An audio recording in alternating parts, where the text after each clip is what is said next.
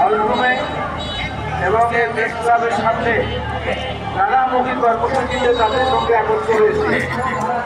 কিন্তু আজকের একত্র হওয়াটা অত্যন্ত বিষাদের, অত্যন্ত কষ্টের, অত্যন্ত যন্ত্রণার এবং সম্বরণ করা অনেক কষ্টকর।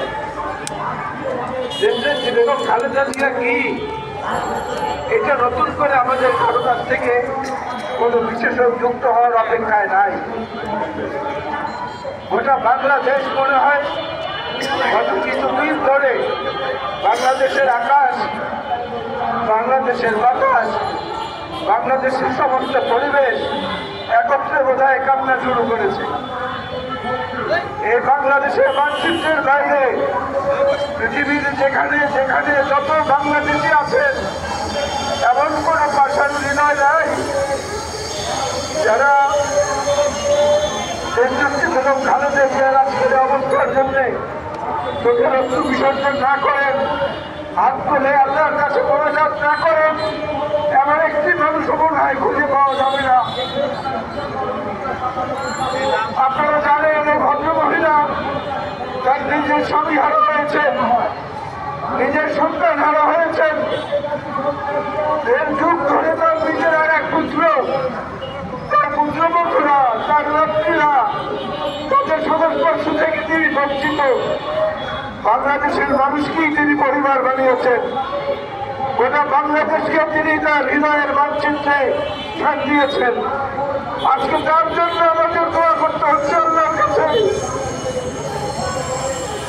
এক কাপড়ে থেকে বাড়ি থেকে উচ্ছেদ করা হয়েছে, 6 বছর থেকে কারাগারে রাখা হয়েছে বিনা চিকিৎসায়।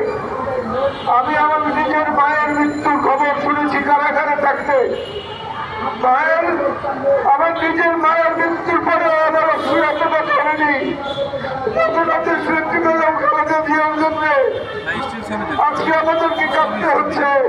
আমাদের বিছানায় ঘুমোতে যাওয়ার আগে ঘুম থেকে উঠে আল্লাহ আপনি আমাদের মাকে সুস্থ করে দিন, আপনি আমাদের মাকে সুস্থ করে দিন, আপনি আমাদের মাকে সেভাবে আদালত করুন। আপনি বাংলাদেশের মানুষের কল্যাণের জন্য, বাংলাদেশের মানুষের আকাঙ্ক্ষা পূরণের জন্য আল্লাহ আপনি তাকে সুস্থ করে দেন। আল্লাহ আল্লাহ আপনি সব পারেন, আপনি চিকিৎসকের চিকিৎসক, আপনার চেয়ে বড় ডাক্তার এই দুজাহানে আর কেউ নাই। আল্লাহ আল্লাহ আপনি তাকে সুস্থ করে দিন। আজকে আপনি দেখুন আপনার প্রতিবন্ধী বাংলাদেশ শিক্ষকরা এই প্রকারে এই কর্মসূচিতে সামিল হয়েছে। আপনি ওখানে চোখের অশ্রুর মূল্য দিন। আল্লাহ হাসপাতালের সামনে দেখেছি মুখের সামনে লেখা ধরে দাঁড়িয়ে আছে, ডাক্তার সাহেব আমার ফুসফুস দিন, আমার মাকে বাঁচিয়ে দিন। এই আকুতি আপনি শুনুন। আল্লাহ আল্লাহ আকুতি আপনি শুনুন, আমাদের ধর্মের গ্রহণ করুন। আমাদের মাকে সুস্থ অবস্থা আবার আমাদের কাছে ফিরিয়ে দিন। আমাদের সবাইকে ধন্যবাদ। আসসালামু আলাইকুম।